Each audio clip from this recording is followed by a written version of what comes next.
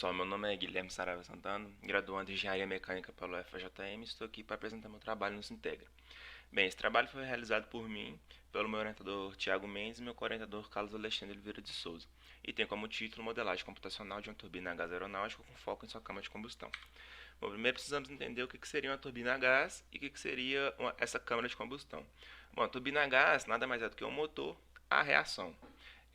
Nesse caso, né, existem vários tipos de turbina a gás, só que desse trabalho foi utilizado uma turbina a gás a reação. O motor a gás a reação nada mais é do que o fato de expelir algo, deixar algo para trás. E essa coisa que você deixa para trás, no caso daqui são os gases de combustão produzidos dentro da câmara de combustão, faz com que ocorra energia de empuxo para a aeronave, ou seja, esse fato de jogar algo para trás procede uma força para frente, empurrando a aeronave para frente. Neste caso, então, essa turbina a gás é um motor a reação que emprega energia na forma de empuxo. Existem também energia mecânica nas turbinas a gás, que, diferentemente das de reação, elas produzem energia mecânica com o acionamento de um eixo acoplado a um gerador para produzir energia elétrica. Bem, a metodologia utilizada nesse trabalho se resume basicamente nessa estrutura representada aqui da turbina a gás. Como funcionou esse modelo? Nada mais é do que a implementação de um difusor, um compressor, a câmara de combustão, o expansor e o bocal. Esses componentes aqui, eles são os componentes base para uma turbina a gás a reação. Bem, primeiramente o ar ele é aspirado no difusor, que ocorre um aumento mínimo da pressão do ar de entrada. Depois esse ar de entrada passa pelo compressor, que aí sim, definitivamente ele aumentará a sua pressão. Esse ar, posteriormente, após a compressão, ele é dividido em dois fluxos. O fluxo para combustão, um ar para combustão e um ar para diluição. O ar da combustão ele é utilizado para realizar a combustão do combustível utilizado aqui. No caso, na simulação, foi utilizado o dodecano, que ele é similar ao querosene de aviação ou o jet A1 utilizado nas aeronaves comerciais e militares. Bom, na câmara de combustão ocorre a combustão desse combustível com o ar de combustão e logo após, no final da câmara de combustão, o ar de diluição, que é representado aqui pelo fluxo 2, ele integra dentro da câmara de combustão e dilui esses gases aqui produzidos na combustão. Esses gases diluídos, então, eles passam pelo expansor. Esse expansor ele aumenta a velocidade dos gases e é direcionado ao bocal. No bocal ocorre o expelimento dos gases, como é representado aqui, ó, nessa região final aqui da turbina a gás. Bom, a metodologia utilizada para a implementação do modelo se baseou basicamente nessa figura aqui, que é um esquema de uma turbina a gás, e a estrutura do código implementado no Octave, que foi o software utilizado, se deu por essa sequência de funções aqui. Existe a função principal, né, que é turbojato, e na turbojato existe uma função para cada componente aqui da turbina. Nesse caso, existe uma função então para difusor, compressor, câmara de combustão, expansor e bocal. Como o foco foi na câmara de combustão, a função câmara de combustão apresentou várias outras funções internas de forma a polir mais essa combustão realizada aqui do combustível. Então, dentro da câmara de combustão possui a função combustão e a função diluição. A função combustão, ela possui essas outras três funções aqui, que é elementos de combustão, que nela possui as propriedades do combustível, a função balanceamento, responsável por balancear as equações de combustão do combustível, e a função temperatura diabática de chama, que é a função responsável por calcular a temperatura diabática de chama, que será necessário para poder encontrar a temperatura dos gases finais. E depois dessa função combustão, existe a função diluição, dentro também da câmara de combustão. Essa função de diluição é responsável por diluir os gases gerados na câmara de combustão e diminuir um pouco a sua temperatura, porque quanto maior é a temperatura, melhor seria teoricamente, porém não existe material que suporte elevadas temperaturas, existe um limite. Então por isso que existe a diluição dos gases aqui da combustão. Bem, a função expansor, que é responsável por expandir os gases, e a função bocal, para direcionar os gases, todas elas equacionadas matematicamente. Bom, os resultados obtidos aqui apresentados são com relação ao rendimento térmico da turbina e ao trabalho real da turbina. Bom, com relação ao rendimento, pode-se observar que foi utilizado vários coeficientes de excesso de ar, que nada mais é do que uma quantidade maior do que a quantidade de ar necessária para queimar aquele combustível. No caso, utilizei de 1,1 vezes a quantidade de ar estequiométrico até 1,5 vezes mais. Então, dessa forma aqui, a gente consegue perceber que quanto menor é o excesso de ar, maior é o rendimento. Por quê? Porque pelas equações matemáticas utilizadas no modelo, se percebe que o rendimento está ligado com relação à temperatura. Então, se eu diminuo o coeficiente de excesso de ar, eu aumento a temperatura. E com o aumento dessa temperatura, eu consigo aumentar o rendimento térmico da turbina. E aqui a gente percebe que quanto maior é a vazão máxima de combustível, maior é a energia produzida dentro da câmara de combustão, portanto, o rendimento térmico aumenta um pouco mais. Essa vazão máxima de combustível ela é mais acentuada com relação ao trabalho real da turbina. Porque quanto maior é a vazão de combustível, maior é o trabalho produzido. Isso seria de fato intuitivo.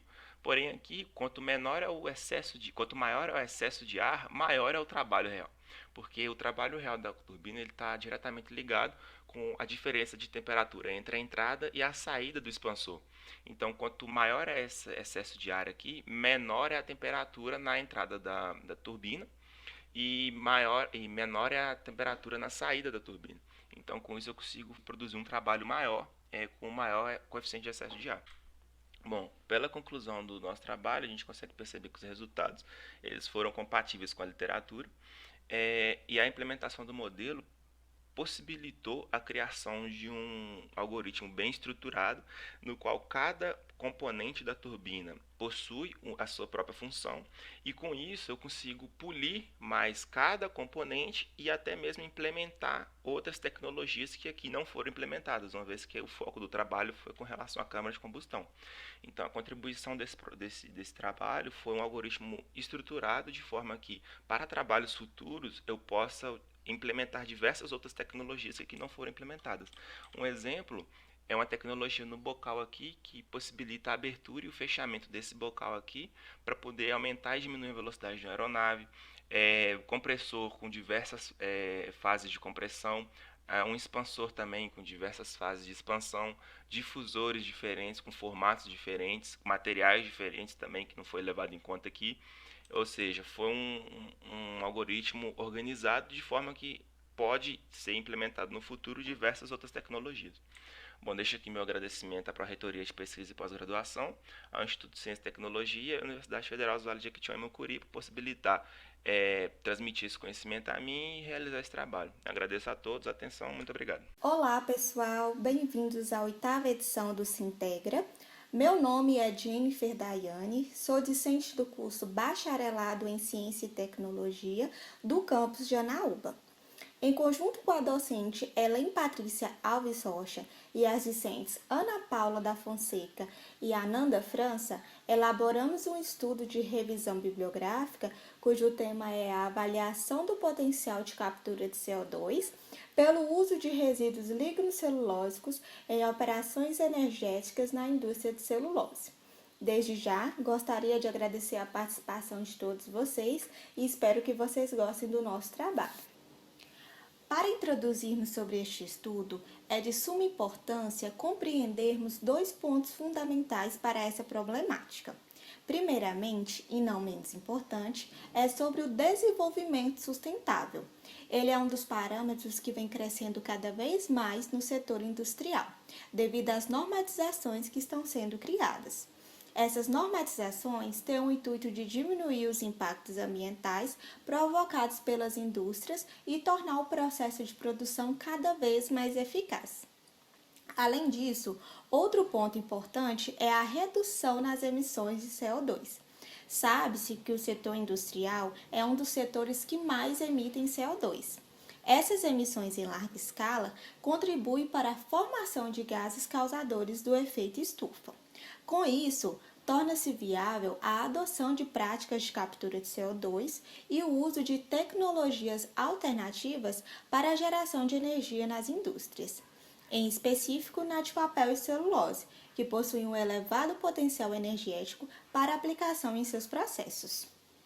Os objetivos deste trabalho foram identificar os resíduos lignocelulósicos gerados na indústria de celulose com potencial para aplicações energéticas e determinar o potencial de captura de CO2 pela utilização dos resíduos gerados pela indústria de celulose em operações energéticas. A metodologia utilizada neste trabalho foi através de revisão bibliográfica, utilizando banco de dados específico do setor de papel e celulose para compreensão e captação de dados.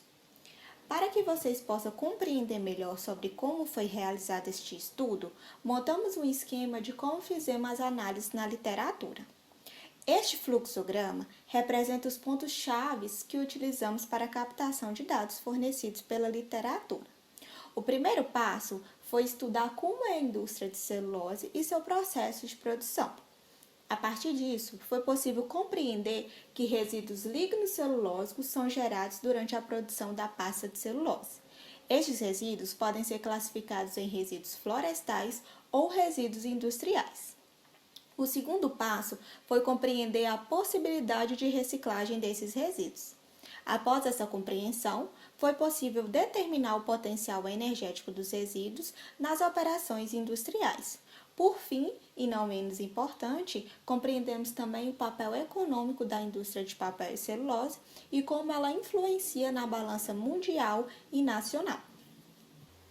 Através de dados fornecidos pela literatura, podemos obter resultados satisfatórios para a pesquisa.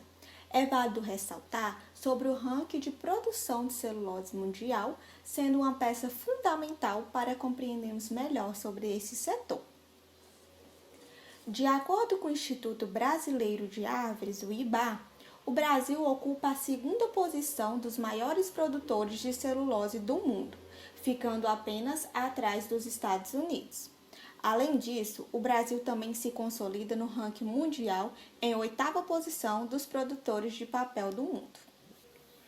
Aqui temos uma representação gráfica de dados fornecidos pela literatura em relação aos resíduos gerados na indústria de papel e celulose ao longo dos anos. Segundo dados do Instituto Brasileiro de Árvores, IBÁ, podemos notar que o número de resíduos sólidos gerados cresceram nos últimos anos, devido à alta demanda na produção de papel e celulose no mercado mundial. Consequentemente, as taxas de reciclagem desses resíduos também aumentaram à medida que a produção de celulose se elevou. Pode-se observar também que, através da demanda por produção de papel e celulose, o número de resíduos florestais também cresceram. Esses resíduos são classificados através de cascas, cavacos e serragem resultante do corte de árvores processadas. Em relação aos resíduos industriais, podemos observar também uma elevação em sua geração. Esses tipos de resíduos são classificados através do licor negro, gerado na produção de celulose, biomassa residual, lodos da unidade de tratamento e emissões de CO2. No Brasil, o setor de produção de papel e celulose vem mantendo um acentuado crescimento nos últimos anos, resultante da alta produtividade do eucalipto e pela consolidação da política de exportação de celulose. Pode-se observar também que o faturamento desse setor vem crescendo ao longo dos anos, devido ao aumento da produção e exportação do produto. Em relação às emissões de CO2, de acordo com os dados do Instituto Brasileiro de Árvores, o setor de celulose é responsável por 4,2 milhões de toneladas de emissões de CO2 equivalente. Além disso, o setor industrial ocupa uma margem de 18,8% de emissões de CO2 no Brasil. Contudo, o setor de celulose ainda ocupa uma taxa de 3% em contribuição nas emissões de CO2. Os resíduos lignocelulósicos podem ser utilizados em operações energéticas dentro da indústria de celulose. Diante disso, para a redução nas emissões de CO2, uma alternativa é a utilização da biomassa residual em operações energéticas na unidade industrial, como substituição do combustível fóssil de alta emissão de CO2 diretamente nos fornos e caldeiras. Além disso, para melhorar a propriedade da biomassa como combustível e permitir maior número de aplicações dentro da unidade industrial, a biomassa residual pode ser empregada nos processos de conversão termoquímica, como é o caso da pirólise e a gasificação. A gasificação da biomassa consiste na conversão da biomassa em gás combustível, possibilitando a sua conversão a energia elétrica ou produtos químicos de maior valor agregado. Através da pirólise rápida, é possível produzir bioóleo combustível, que é uma mistura formada por compostos orgânicos altamente oxigenada e de coloração marrom escura, que pode ser estocado e transportado de maneira segura. Cabe destacar que tanto o gás combustível proveniente da gasificação e o bioóleo da pirólise podem ser aplicados nos fornos de calcinação. Diante do estudo realizado, foi possível concluir que, através da substituição do combustível fóssil de alta emissão de CO2 nos fornos e caldeiras, pelo uso de biomassa e a implementação de ações de captura e armazenamento de CO2 no setor brasileiro de papel e celulose, possui elevado potencial de emissões negativas.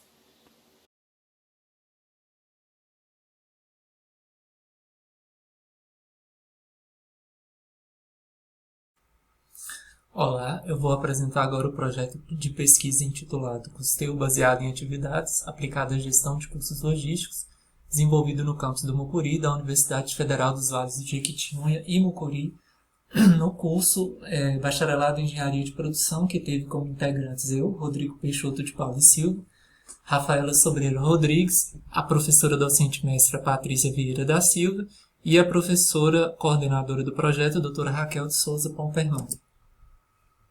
Então, um mercado de crescente competitividade e aumento dos custos indiretos tem demandado grandes desafios para a manutenção da qualidade dos serviços e sobrevivência dos empreendimentos. Neste cenário, uma logística eficiente permite a manutenção da competitividade de custo com qualidade entre atividades de localidades diferentes. Para se atingir essa melhor eficiência, é necessária a utilização de indicadores confiáveis, destacando-se como exemplo os custos operacionais logísticos. Aqui nós temos os principais custos logísticos. Estes custos eles podem chegar a compreender de 35% a 45% do custo final do produto e ainda apresentam um aumento, como identificado em uma sondagem realizada pela Confederação Nacional onde identificou-se um aumento destes custos operacionais para 73,7% das empresas, comparando-se 2019 em relação a 2018. Para a identificação desses custos, as avaliações devem ser constantes e caracteriza-se como uma ação importante, principalmente em um cenário onde a logística evoluiu de uma atividade de apoio para assumir um papel estratégico em função do impacto dos seus custos. O aumento do emprego de novas tecnologias, aliado ao aumento da variabilidade de técnicas produtivas, promoveram um aumento dos custos indiretos e diminuição dos custos de mão de obra em relação aos custos totais e aos produtos. Essas alterações promoveram a distorção nos custos, desencadeando, por exemplo, uma subestimação de produtos mais elaborados e uma superestimação de produtos menos elaborados.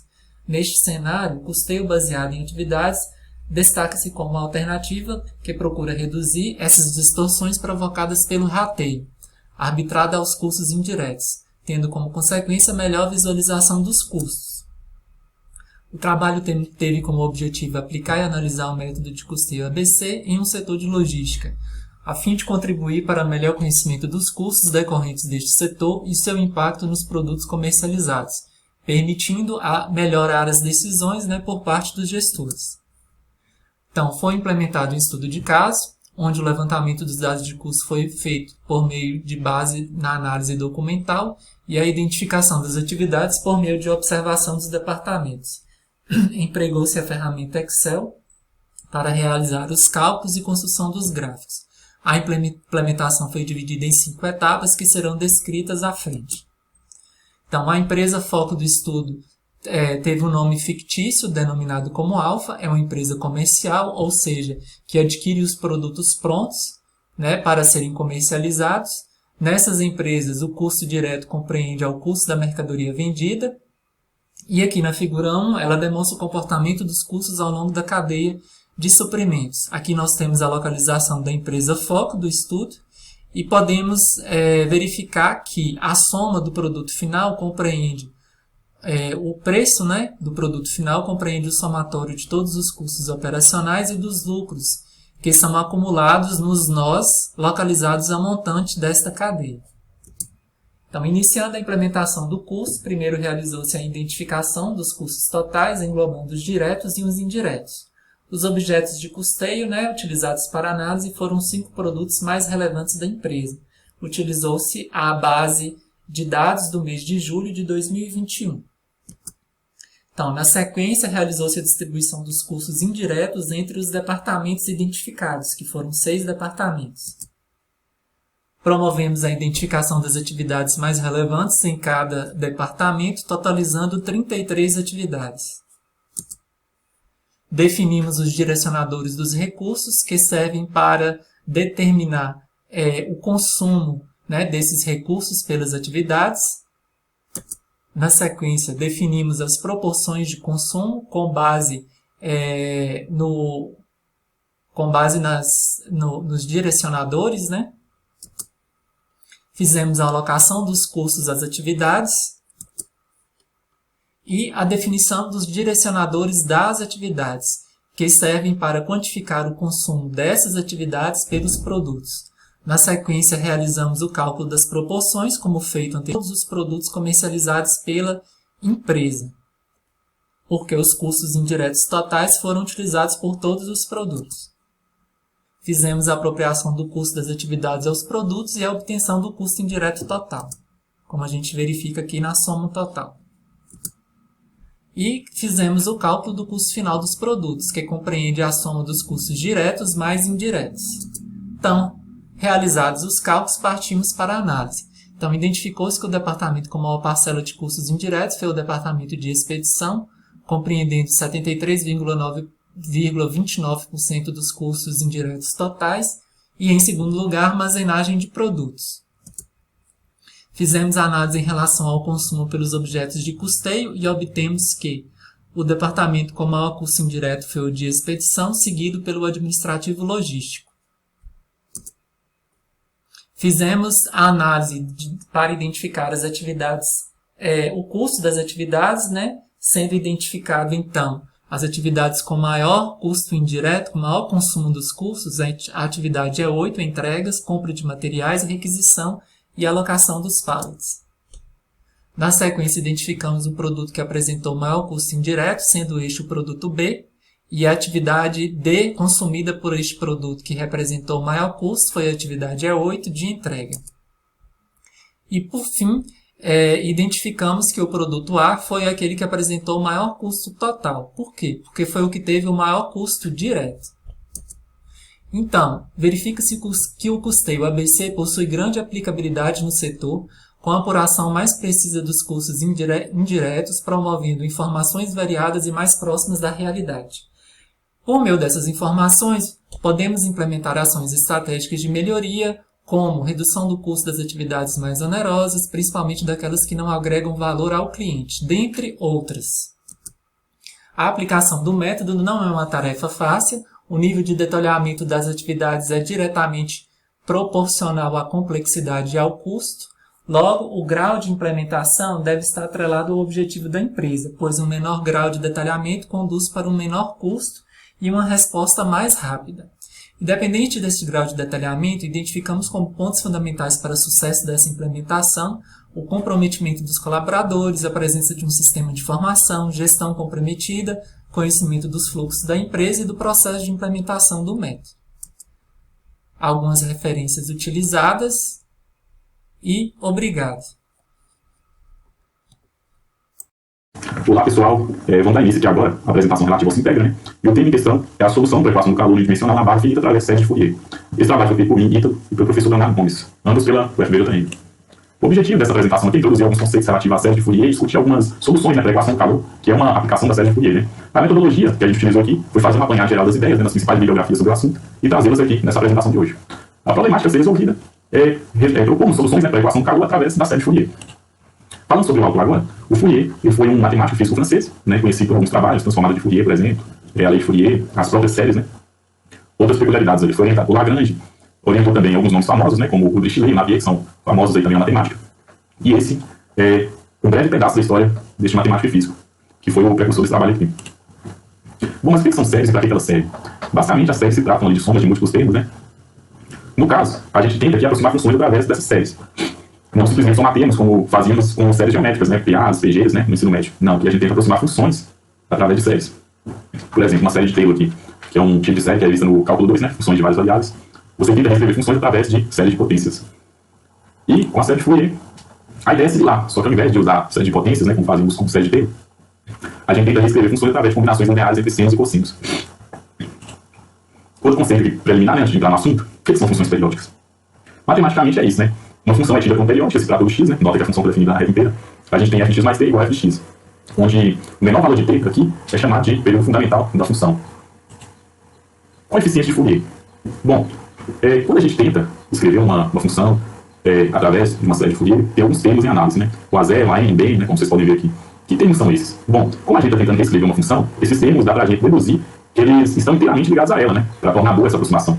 Mas assim, como que a gente vai definir esses termos, né? E é isso que a gente vai preocupar aqui. Para isso, vou apontar alguns teoremas, né? É claro que não vai ser minha finalidade deduzir isso aqui, somente afirmar, né, que tudo é matematicamente demonstrável aqui, né? E a gente tem esses 3 teoremas. Nota que eu estou mais preocupado na parte mecânica do negócio aqui, dessas integrais. Então, todo procedimento matemático que você vai se deparar aí no processo de encontrar esses coeficientes, ele é válido e é provável. Quem quiser olhar com mais detalhes, essas proposições, esses teoremas estão no livro de Jaime. O primeiro coeficiente a gente vai determinar o A0, né? A gente vai na expressão, essa expressão aqui. Como a gente assumiu que ela é integrável, né, de menos L a L, o que a gente vai fazer? Integrar de menos L a L. Fazendo isso, a gente chega no valor do A0, que está aqui circulado em vermelho. Como a gente já sabemos o primeiro coeficiente da série de Fourier. Agora, para determinar os outros dois, a gente vai definir umas relações que são conhecidas como relações de ortogonalidade. A finalidade disso aqui é simplificar alguns cálculos, né? Porque, tipo, como a gente está lidando com integrais e funções trigonométricas, esses cálculos podem ser muito extensos. Aí a gente assume alguns resultados, né? Claro que isso aqui é provável. E é fácil de se provar. A questão é que é muito longo, é muito extenso. Aí quem quiser, né? Isso aqui é um processo simples, vão ter que usar ali algumas relações trigonométricas para fazer isso. Quem quiser, na própria internet, acha isso daí. E basicamente é para presumir alguns resultados que podemos encontrar ali ao nos depararmos com integrais de produtos entre funções trigonométricas. E para encontrar o coeficiente a n, então o coeficiente de Fourier, multiplicaremos a expressão por cosseno de x sobre L, e em seguida integraremos de menos L a L. Fazendo isso, encontraremos o coeficiente a n, que está aqui. O BN é similar, só que ao invés de multiplicar por um cosseno, vamos multiplicar por um seno e em seguida fazer a integração. Daí a gente chega no valor de BN.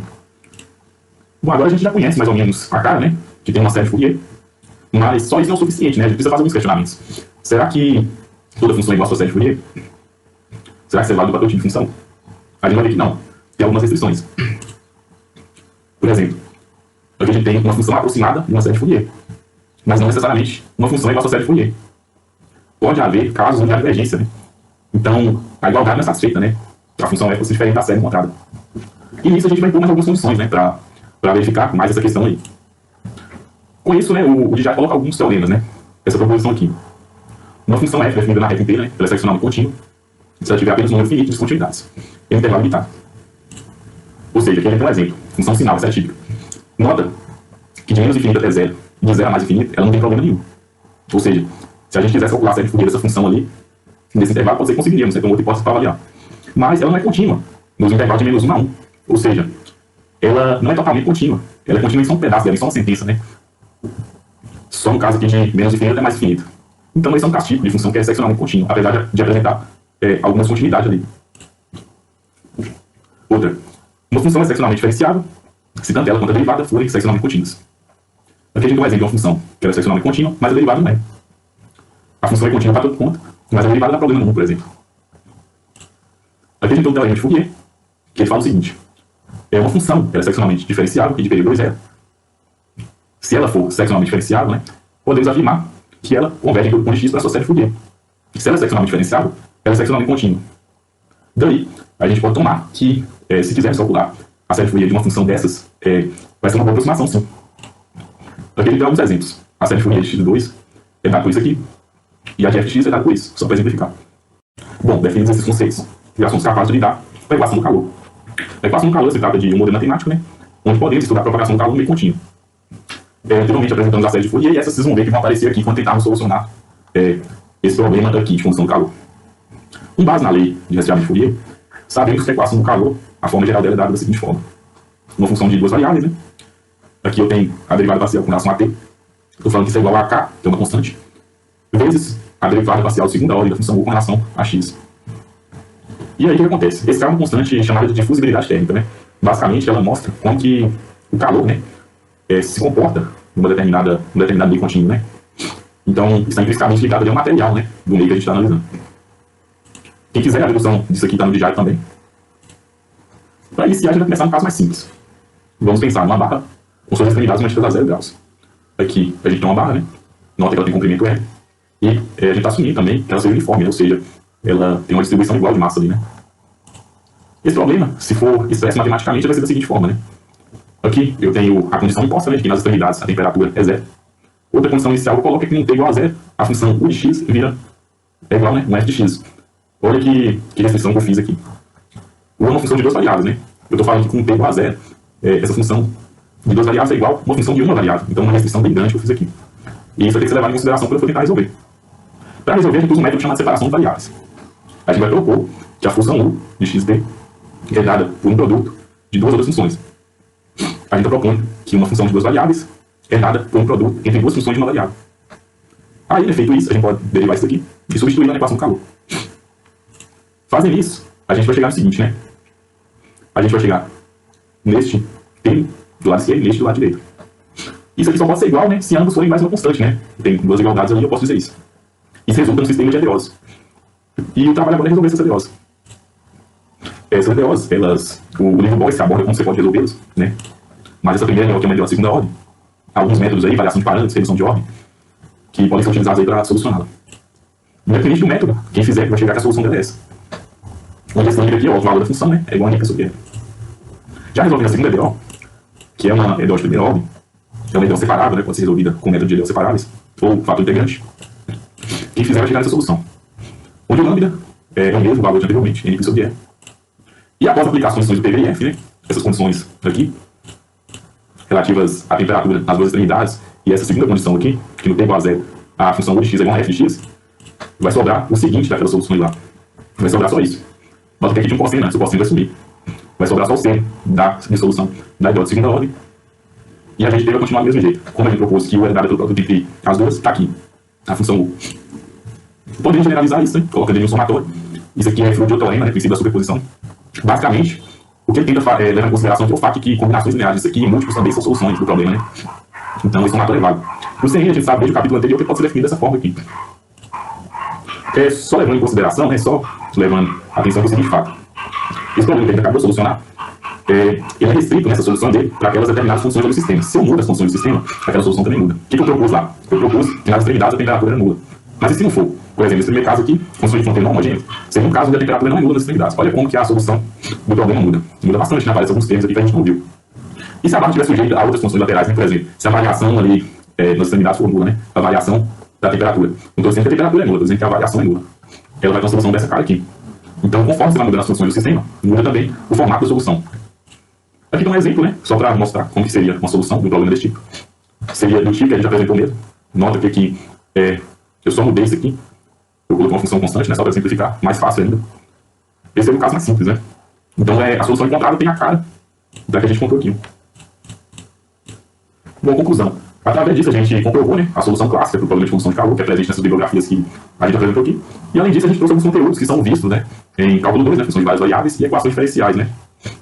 E esses conceitos foram de suma importância aí para encontrar, né, as soluções dessas equações diferenciais faciais que a gente viu aqui, né, que geralmente não é um conceito abordado, pelo menos diretamente, né, com total foco nos cursos de engenharia.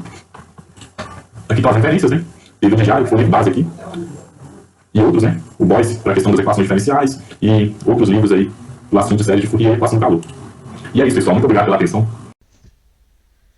Olá, meu nome é Sheila e eu vou apresentar o trabalho Análise das tecnologias empregadas em carros elétricos, uma revisão. Este trabalho foi elaborado por mim, Sheila Lima, pelo Arthur Rodrigues, pelo Vitor Magalhães e pelo Isaldir Lopes. Primeiramente, eu vou falar sobre o cenário automotivo mundial e brasileiro. No cenário mundial, pode-se ver que se pretende realizar uma implantação maciça de carros elétricos em detrimento dos carros movidos a combustíveis fósseis. Isto porque tem-se a proposta de proibir a venda de carros novos movidos a combustíveis fósseis em 2040 na França, em 2030 na Alemanha e na Índia, em 2035 no Reino Unido e 2025 na Noruega. Já no Brasil, se tem alguns projetos de lei. Entre eles está o projeto de lei que visa a proibição da venda de carros novos movidos a combustíveis fósseis a partir de 1º de janeiro de 2030. Este projeto de lei foi aprovado pela Comissão de Constituição e Justiça. Deve-se ressaltar aqui que se pretende banir a venda de carros movidos, por exemplo, a gasolina e a diesel. O etanol não é um combustível fóssil, por isso a venda de carros movidos a etanol deve continuar. Agora, eu vou apresentar sobre o principal assunto deste trabalho, que são os componentes que constituem o carro elétrico. Esta vai ser uma apresentação básica, onde se pode conhecer as principais tecnologias empregadas em veículos elétricos, e a partir disso será possível ter um conhecimento básico sobre as tecnologias mais promissoras. Então, nesta sessão, eu vou falar sobre motores elétricos, frenagem regenerativa, bateria e sistemas de gerenciamento térmico. Primeiramente, eu vou falar sobre motores elétricos. Atualmente, existem 2 potenciais motores elétricos utilizados em carros elétricos e híbridos. O primeiro é o motor de indução.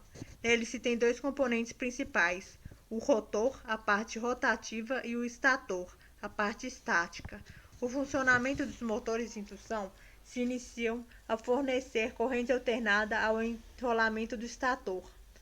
Essa corrente alternada, por sua vez, gera um campo magnético girante em volta do enrolamento do estator. Logo, pela lei de Faraday, este campo magnético girante induz uma força eletromotriz e produzirá uma corrente elétrica no circuito do rotor. Por conseguinte, conforme a lei de Lorentz, será gerada uma força eletromagnética que é responsável pela rotação do rotor. O segundo é o motor síncrono de ímã permanente, que também apresenta um rotor e um estator. Neste motor, a operação se inicia ao fornecer corrente alternada aos 3 enrolamentos do estator, sistema trifásico. E a corrente alternada no enrolamento produz um campo magnético girante que interage com o ímã, isto é, o polo norte do enrolamento atrai o polo sul do ímã e vice-versa. Logo, a indução magnética provoca o torque no rotor. Entre esses 2 motores, o motor de ímã permanente é mais utilizado em veículos. Um dos agentes responsáveis pelo alto rendimento dessa máquina é o ímã permanente. Esse apresenta alta eficiência, grande densidade de energia, elevado desempenho e também ocupa uma área menor que o rotor dos motores de indução, resultando em máquinas com menores dimensões. Outro componente fundamental de veículos elétricos é a bateria. A bateria utilizada em veículos deve exibir elevada densidade de potência e elevada densidade de energia. A densidade de potência pode ser definida como a quantidade de energia fornecida em um intervalo de tempo por unidade de volume, enquanto a densidade de energia é a capacidade de armazenamento de energia. Entre as baterias que exibem melhor relação de densidade de potência e densidade de energia mostradas na figura é a bateria de íons lítio. Entre as vantagens da bateria de íons lítio está que elas não apresentam o efeito memória. O efeito memória é a perda da capacidade de acúmulo de carga. Elas têm também menor autodescarga que as baterias à base de níquel, sendo que a autodescarga é referente à perda da capacidade útil da bateria em condições não operacionais. E o uso do lítio faz com que as baterias tenham alta potência e elevada densidade de energia gravimétrica. Enquanto, entre os problemas das baterias de íons lítio está que elas exibem problemas de aquecimento, resultando em riscos de incêndios e explosões. Isso devido ao lítio ser inflamável ao reagir com o ar e explosivo ao interagir com a água. Por último, vou falar sobre o sistema de gerenciamento térmico.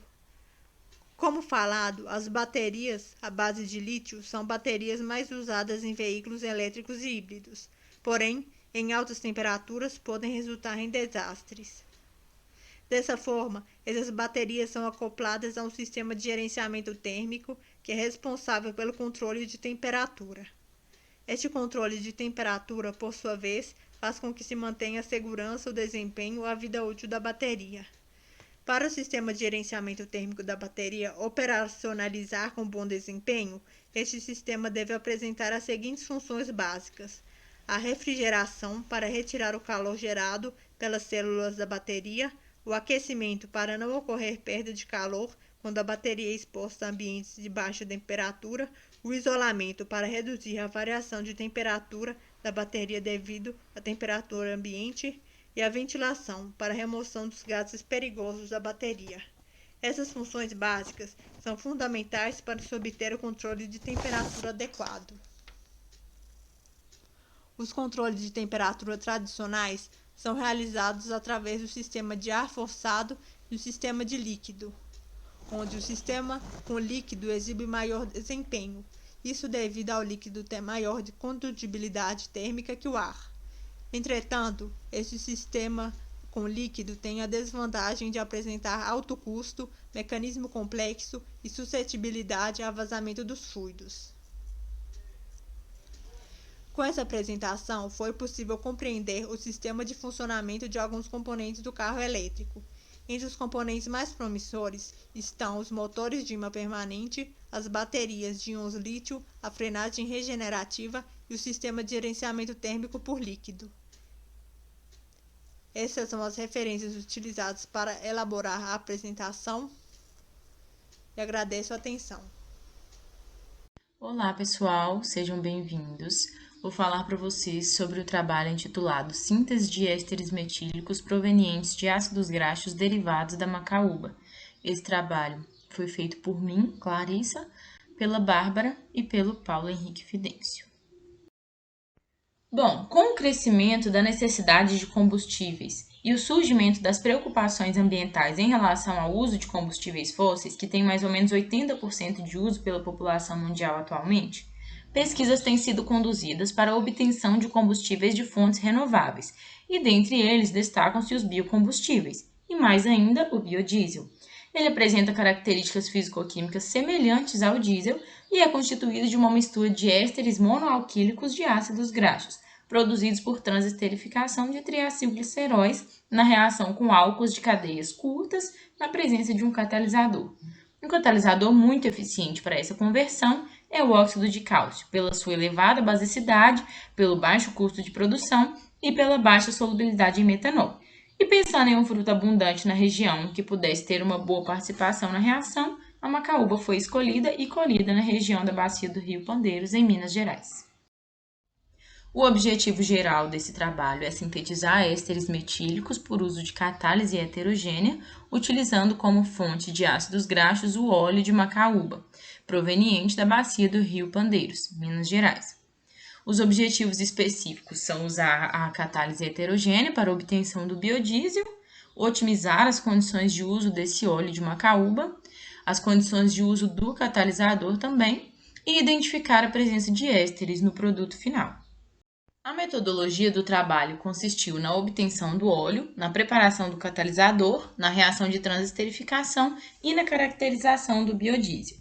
O óleo foi extraído do fruto de macaúba, que foi coletado em populações nativas localizadas nos municípios de Januária e Bonito de Minas, no norte de Minas Gerais.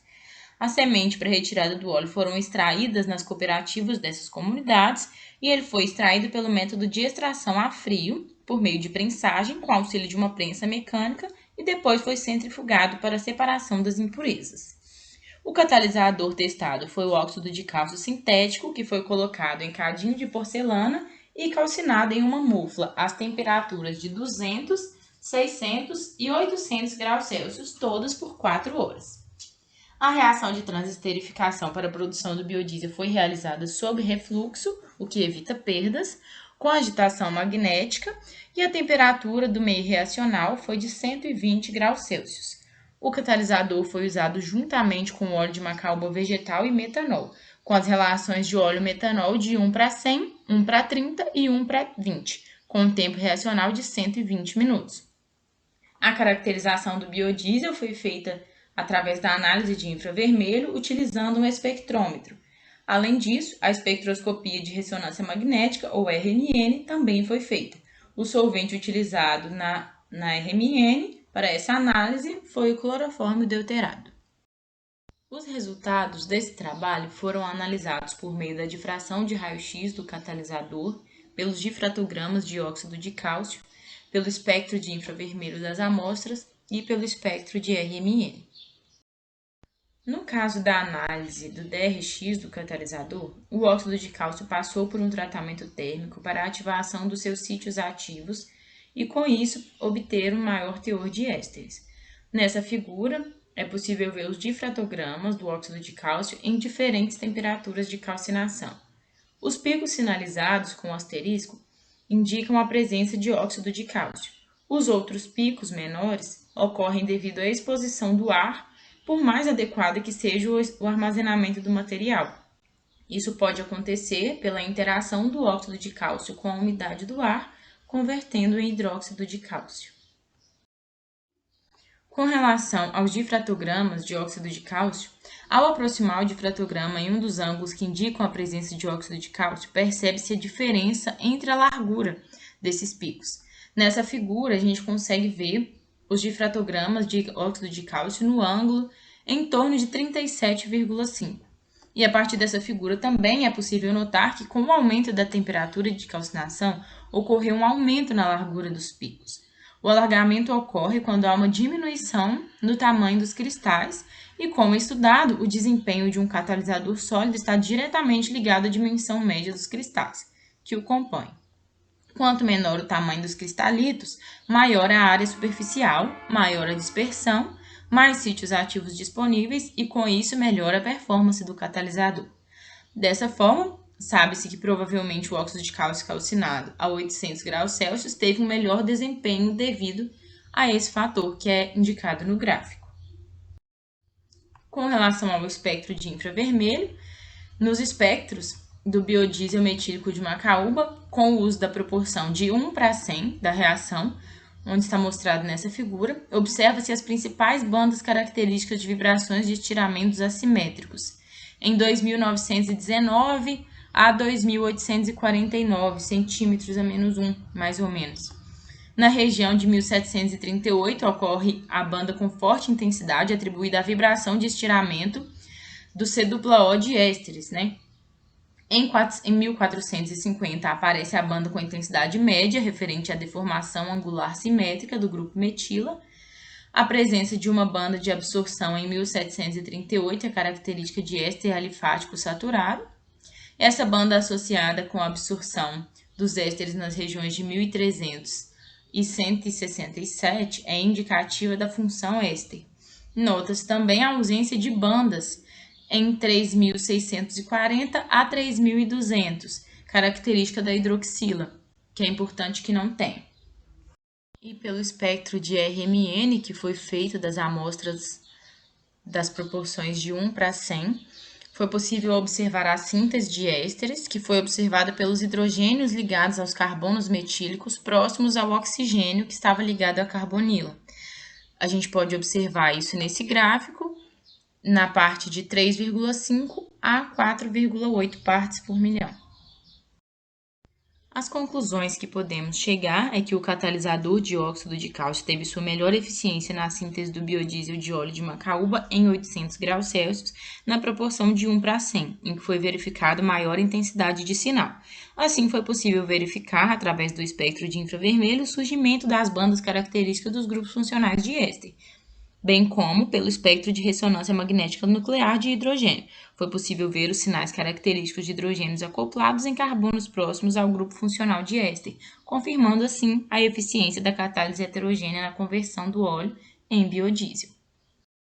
Gostaria de agradecer assim ao FVJM pela disponibilidade de materiais para a realização desse trabalho, a CNPq pelo fomento da pesquisa, a FAPEMIG também pelo apoio e incentivo. Muito obrigada a todos. Tudo bem, pessoal? Meu nome é Daniel Cabral Araújo, estou aqui para apresentar o trabalho realizado para o Sintegra. O trabalho foi realizado por mim, pelo Thales Renato dos Santos Pereira, pelo orientador Tiago Mendes e co-orientador Libardo Andrés Gonzalez Torres. Tem como título Pré-dimensionamento de um coletor de admissão para um motor de um protótipo do tipo Fórmula SAI.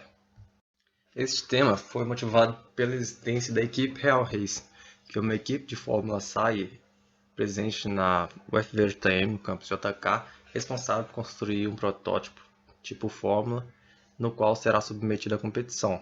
Esse protótipo desenvolvido utilizará um motor de CB300, de 300 cilindradas, em conjunto ao coletor de admissão, no qual precisa atender o regulamento da organização para que possa ser submetido à competição nacional realizada pela SAI. O coletor de admissão é a peça pelo qual o ar passará por último antes de ser admitido pelo motor. Desta forma, sua geometria é de fundamental importância para o bom funcionamento do mesmo. Originalmente, o motor do CB300 possui um coletor de admissão de geometrias específicas, mas esse coletor de admissão não atende às necessidades da equipe, visto que há uma exigência no regulamento da SAI, no qual o coletor deve ter uma seção com diâmetro interno de 20 mm. Para contornar o problema ocasionado pelo regulamento, foi proposto um coletor de admissão com 3 componentes, sendo o restritor, o pleno e o tubo coletor, no qual a restrição de 20 mm de diâmetro interno estará presente no restritor. Primeiramente, foi realizado pesquisas e artigos já existentes sobre coletores de admissão para protótipos de tipo Fórmula SAE. Assim, encontramos alguns coletores desenvolvidos para carros que utilizam motores de 4 cilindros, o que não é o caso desta proposta, que utiliza um motor de CB300 monocilíndrico. Também foi conversado com outras equipes para entender como funciona o coletor de admissão desenvolvido por eles. Assim, chegamos na definição de geometria base do restritor, que contará com a seção de diâmetro interno de 20 mm para atender às restrições impostas pela organização. Os pontos importantes do restritor são o ângulo de convergência e divergência, assim como essa restrição de 20 mm de diâmetro interno. Ao variar os ângulos de divergência e convergência, obtemos diferentes resultados para variação de pressão. Assim, com os artigos pesquisados, encontramos restritores simulados com ângulo de divergência de 12 graus e convergência de 6 graus, que apresentam a menor variação de perda de pressão possível. Vale ressaltar que nos artigos pesquisados simulam diferentes valores dos ângulos de convergência e divergência. Porém, como o objetivo do restritor é minimizar a queda de pressão devido à restrição de 20 mm de diâmetro interno, foi determinado a utilização do ângulo de convergência de 12 graus e do ângulo de divergência de 6 graus, pois são os ângulos que apresentam a menor diferença de pressão. Assim, o restritor assume o formato de um tubo de Venturi. Desta forma, basta adaptar as extremidades do restritor para comportar e fixar o corpo de borboleta e a próxima peça que será definida, que será o pleno. O corpo de borboleta é de fundamental importância para controlar a quantidade de ar admitida pelo motor. Já com relação à definição da geometria base para o pleno, o seu volume interno é o parâmetro mais importante, pois está diretamente relacionado ao desempenho desejado do motor. Quanto menor for o tempo necessário para que o ar seja aspirado para a câmara de combustão, mais rápida será a resposta do acelerador. Assim, quanto maior o volume do pleno, maior será o tempo necessário para que o ar fresco entre nele, causando assim a diminuição no tempo de resposta do acelerador. Porém, em contrapartida, se o volume do pleno for muito menor, maior vai ser o trabalho do motor para sugar o ar fresco para dentro dele. Em algumas literaturas, a gente encontra que um volume adequado seja de 2 a 2,5 vezes maior até 5 vezes maior que a capacidade cúbica do motor. Assim, partindo da capacidade cúbica de 300 cilindradas, a gente chega que o volume ideal para o pleno seja aproximadamente 1,5 litros. Já com relação à geometria do tubo corredor, é utilizado em muitas referências a regra de Wizard, onde é mantido um diâmetro constante e é variado o seu comprimento, onde estabelece que 17,8 centímetros é o ideal para um pico de torque de 10.000 RPM do motor, considerando da abertura de admissão até a câmara do pleno. Se você desejar diminuir esse pico de torque para outra rotação, você adiciona 4,3 centímetros a cada 1.000 RPM que deseja abaixar essa rotação. Assim, na nossa aplicação, a gente chega, considerando o pico de torque aos 6.500 RPM, a gente chega a um comprimento do runner, do tubo corredor, de 393 milímetros. Na análise de perda de carga, partimos de uma simplificação da geometria, para que pudéssemos analisar a perda de carga distribuída, que é com relação ao atrito entre o fluido e as paredes do coletor.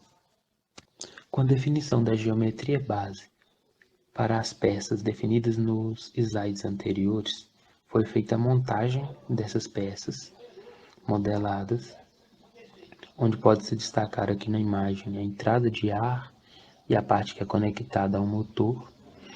E com essa geometria no software foi possível extrair qual é o comprimento e qual é o volume de todo o conjunto. Assim, esses parâmetros nos ajudaram na simplificação utilizada para calcular a perda de carga distribuída, que gerará uma diferença de pressão entre a entrada e a saída, a entrada de ar e a parte que é conectada ao motor. A simplificação da geometria para a análise inicial da perda de carga distribuída é mostrada na imagem abaixo. Essa simplificação consiste em um tubo de seção constante, onde o seu volume é o mesmo volume da geometria estabelecida anteriormente e seu comprimento também é o mesmo da geometria estabelecida anteriormente, obtendo assim um diâmetro equivalente. Essa simplificação foi importante para obtermos qual seria a perda de pressão para um escoamento a velocidade constante dentro desse coletor, dessa simplificação. A gente obteve, assim, uma perda de carga de 37,86 Pascal entre a entrada e a saída. Com essa perda de carga obtida, o motor precisará realizar mais trabalho, a fim de admitir a mesma quantidade de ar que admitiria em sua configuração original. Para as perdas de pressão devido à singularidade do coletor, as perdas localizadas, é esperado um valor significativamente maior que o apresentado. Partindo desses resultados, então, é possível avaliar que a geometria do coletor de admissão deverá apresentar alguns recursos que amenizem essa perda de pressão total. Assim como os próximos passos, o estudo desses recursos e o seu impacto na recuperação de perda de carga deverão ser analisados. Com esses resultados, a gente finaliza o nosso trabalho. A gente agradece à equipe Real Racing, ao Instituto de Ciência e Tecnologia, o ICT, à Universidade Federal dos Vales de Jequitinhonha e Mucuri, ao FVJM, aos nossos orientadores Tiago e Libar, e ao Sintegra por nos dar essa oportunidade de apresentar o trabalho.